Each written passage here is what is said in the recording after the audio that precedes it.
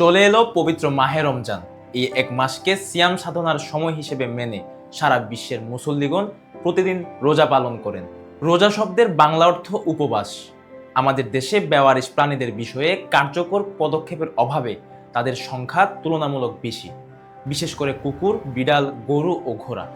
বাংলাদেশ একটি ঘনবসতিপূর্ণ দেশ হওয়ায় আশপাশের জীববৈচিত্র্যের প্রধান খাদ্য সংস্থান হয়ে থাকে ডাস্টবিন, খাবারের দোকান, মানুষের বাসস্থানের আশপাশ ও বাজার। রমজান মাসে খাবারের ব্যবহার ও ব্যবস্থাপনায় পরিবর্তন আসায় অনেক সময় এসব প্রাণীর খাদ্য সংকট দেখা দেয়। ফলে তারা ক্ষুধার্ত অবস্থায় এদিক সেদিক ঘুরে বেড়ায়। বিশেষ করে মা ও শাবক কুকুর, বিড়াল এবং কাকদের জন্য এই সময়টা বেশি কষ্টকর হয়ে ওঠে, যা আমাদের কাছে অনেক সময় দৃশ্যমান বা বোধগম্য হয় না।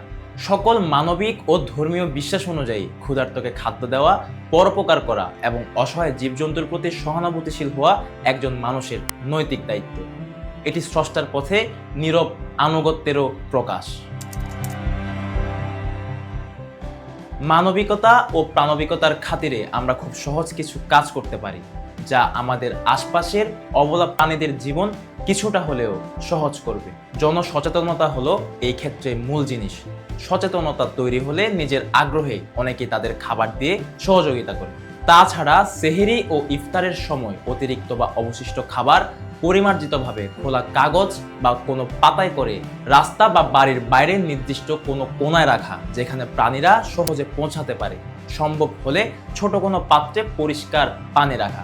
রান্নার পর অবশিষ্ট মাছ, মাংস উচ্ছিষ্ট নির্দিষ্ট ডাস্টবিনে ফেলা, তবে পলিথিন বা প্লাস্টিক দিয়ে মুখ বেঁধে না রাখা, যাতে প্রাণীরা সহজে খাদ্য পেতে পারে এবং পরিবেশের ভারসাম্য ঠিক থাকে। প্রাণীদের নিয়ে কাজ করা স্বেচ্ছাসেবক সংগঠনগুলোকে অর্থ বা খাদ্য দিয়ে সহযোগিতা করা।